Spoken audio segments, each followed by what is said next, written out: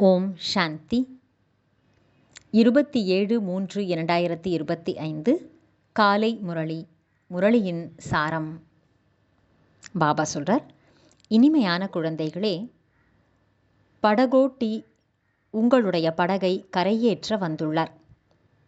நீங்கள் தந்தையிடம் உண்மையானவராக இருந்தீர்கள் என்றால் உங்கள் படகு ஆடலாம், அசையலாம், ஆனால் மூழ்கிப் போக முடியாது.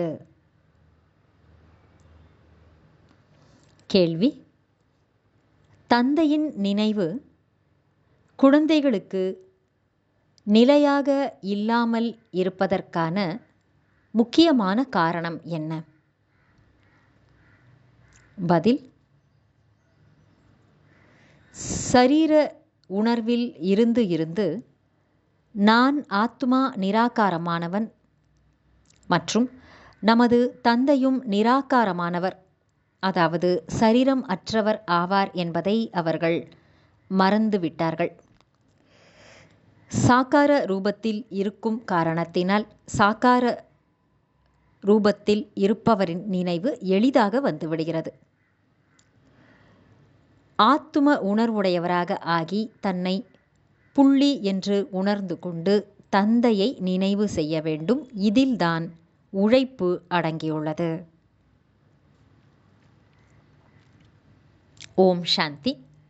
சிவபகவானுடைய மகா வாக்கியம். இவருடைய பெயர் சிவன் இல்லைதானே?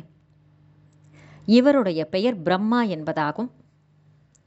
மேலும் இவர் மூலமாக பேசுகின்றார் சிவபகவான். அதனால் சிவபகவான் உவாச்ச, சிவபகவான் கூறுகிறார் என்று சொல்கிறோம்.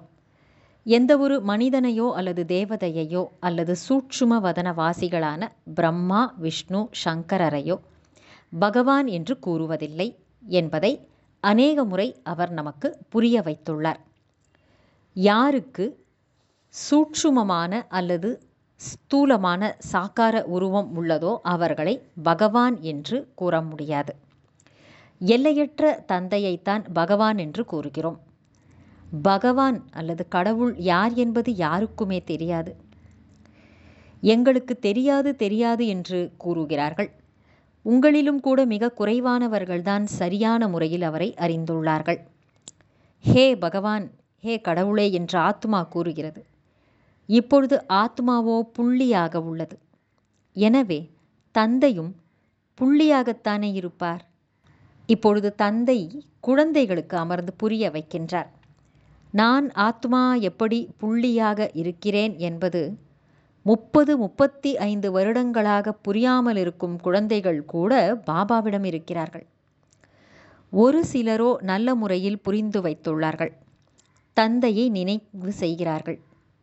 எல்லையற்ற தந்தை உண்மையான வைரம் ஆவார். வைரமானது மிகவும் நல்ல பெட்டியில், நல்ல பேழையில் வைக்கப்படுகிறது. யாரிடமாவது நல்ல வைரங்கள் இருந்தால் அவற்றை யாருக்காவது காண்பிக்க வேண்டியிருந்தால் தங்கம் அல்லது வெள்ளி பேழையில் வைத்து பிறகு காட்டுவார்கள். வைரத்தை வைர வியாபாரியால் தான் அறிந்து கொள்ள முடியும். வேறு யாரும் அறிந்து கொள்ள முடியாது. அதாவது அதனுடைய உண்மையான மதிப்பை வேறு யாரும் அறிய முடியாது. போலியானதை காண்பித்தால் கூட யாருக்கும் தெரிய வராது. இதுபோல நிறைய பேர் ஏமாற்றி விடுகிறார்கள். எனவே இப்பொழுது உண்மையான தந்தை வந்துள்ளார். ஆனால் போலியானவர்களும் எப்படி இருக்கிறார்கள் என்று மனிதர்களுக்கு எதுவுமே தெரிய வருவதில்லை. உண்மையின் படகு ஆடும், அசையும், ஆனால் மூழ்காது என்று பாடப்பட்டுள்ளது. பொய்யான படகு ஆடுவதில்லை. இதை எவ்வளவு ஆடுமாறு செய்கிறார்கள்? யார் இங்கு இந்த படகில் அமர்ந்திருக்கிறார்களோ அவர்கள் கூட ஆடுமாறு செய்வதற்கு முயற்சி செய்கிறார்கள். துரோகிகள் என்று பாடப்படுகிறார்கள் அல்லவா? இப்பொழுது படகோட்டியான தந்தை வந்துள்ளார் என்று குழந்தைகள் நீங்கள் அறிவீர்கள். அவர் தோட்டத்திற்கு எஜமானராகவும் இருக்கின்றார். இது முட்களின் காடு என்று தந்தை புரிய வைத்துள்ளார். எல்லோருமே இங்கே பதீதமான தூய்மையற்ற நிலையில் இருக்கிறார்கள் அல்லவா? இங்கு எவ்வளவு பொய்மை உள்ளது! உண்மையான தந்தையை யாரோ ஒரு சிலர்தான் அறிவார்கள். இங்கிருப்பவர்களில் கூட நிறைய பேர் முழுமையாக அவரை அறியாமல் உள்ளார்கள். அவருடைய முழுமையான அறிமுகம் இல்லை. ஏனெனில் மறைமுகமாக இருக்கின்றார் அல்லவா? பகவானை எல்லோரும் நினைக்கத்தான் செய்கிறார்கள். அவர் நிராகாரமானவர், உடல் அற்றவர் என்பதையும் அறிகிறார்கள். பரந்தாமத்தில் இருக்கிறார் என்பதையும் அறிந்துள்ளார்கள். நாம் கூட நிராகார ஆத்மா ஆவோம் என்று அறியாமல் இருக்கிறார்கள். சாகார உணர்வில் இருந்து அதை மறந்து விட்டார்கள். சாகார நிலையில் இருந்து சாகார ரூபமானவரின் நினைவுதான் வந்து விடுகிறது. குழந்தைகளாகிய நீங்கள் இப்பொழுது தேகி அபிமானியாக, அதாவது ஆத்ம உணர்வுடையவராக ஆகிறீர்கள். நல்லது. தாரணைக்கான முக்கியமான சாரம். 1. தந்தை மூலமாக பக்தர் என்ற பட்டம் கிடைக்கும் வகையிலான எந்த காரியத்தையும் செய்யக்கூடாது. தூதுவர் ஆகி அனைவருக்கும் தந்தை மற்றும் ஆஸ்தியை நினைவு செய்வதற்கான செய்தியை அளிக்க வேண்டும். 2. இந்த பழைய உலகத்தில் எந்த நிம்மதியும் இல்லை. இது சீச்சி உலகமாகும். இதை மறந்து கொண்டே போக வேண்டும். வீட்டின் நினைவுடன் கூடவே தூய்மையாக ஆவதற்காக தந்தையையும் அவசியம் நினைவு செய்ய வேண்டும். வரதானம். இல்லறத்தில் இருந்தாலும் விடுபட்ட உணர்வில் இருக்கக்கூடிய நிரந்தரமான யோகி ஆகுக. விளக்கம்.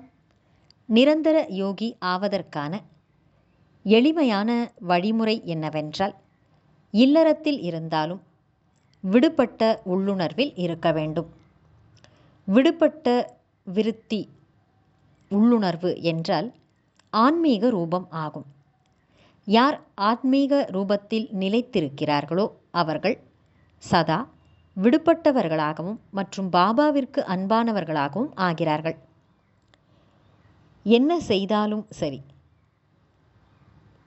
ஒரு விளையாட்டை விளையாடினேன், செய்யவில்லை என்ற அளவுக்கு அனுபவம் செய்வார்கள். அதாவது லேசான நிலையின் அனுபவத்தை செய்வார்கள். எனவே இல்லறத்தில் இருந்தாலும் ஆன்மீக ரூபத்தில் இருப்பதால் அனைத்தும் விளையாட்டைப் போல சகஜமாக அனுபவமாகும். பந்தனமாக தோன்றாது. அன்பு மற்றும் சகயோகத்துடன் சக்தியை மட்டும் சேர்த்து கொள்ளுங்கள். அப்பொழுது உங்களால் உயரம் தாண்டி சென்று விட முடியும். அதாவது ஹை ஜம்ப் பண்ணி சென்று விட முடியும். ஸ்லோகன். புத்தியின் ஆழம் மற்றும் ஆத்மாவின் லேசான தன்மைதான் பிராமண வாழ்க்கையின் சிறப்பு அம்சம் ஆகும். நல்லது. இனிமையிலும் இனிமையான வெகு காலம் கழித்து காணாமல் போய் மீண்டும் தேடி கண்டெடுக்கப்பட்டுள்ள செல்லமான குழந்தைகளுக்கு தாயும் தந்தையுமான பாப்தாதாவின் அன்பான நினைவுகள் மற்றும் காலை வணக்கம். ஆன்மீக குழந்தைகளுக்கு ஆன்மீக தந்தையின் நமஸ்காரம். ஆன்மீக தந்தைக்கு ஆன்மீக குழந்தைகளின் நமஸ்காரம். அவ்யக்த சமிக்கை. சத்தியம் மற்றும் பண்பாட்டின் கலாச்சாரத்தை தனதாக்கிக் கொள்ளுங்கள். சக்திகளிடம் தைரியம் இருந்தால் சர்வசக்திமானின் உதவி அவர்களுக்கு கிடைக்கும். பெண் சிங்கம் ஒருபொழுதும் யாருக்கும் பயப்படாது, பயமற்று இருக்கும். என்னவாகும் தெரியாது என்ற பயமும் இருக்காது. சத்தியத்தின் சக்தியின் சொரூபத்தில் இருந்து கொண்டு நீங்கள் அதன் போதையிலே பேசுங்கள், பாருங்கள். நாம் சர்வசக்திவானின் அரசாங்கத்தின் பிரகாரம் நடந்து கொள்ளுபவர்கள். இந்த நினைவின் மூலம் சரியில்லாததை சரியானதாக கொண்டு வாருங்கள். சத்தியத்தை வெளிப்படுத்த வேண்டும், ஆனால் மறைக்கக்கூடாது. அதனால் சத்தியத்தின் கூடவே இனிமை மற்றும் பண்பாடு என்பது அவசியம் இருக்க வேண்டும். நல்லது. ஓம் சாந்தி.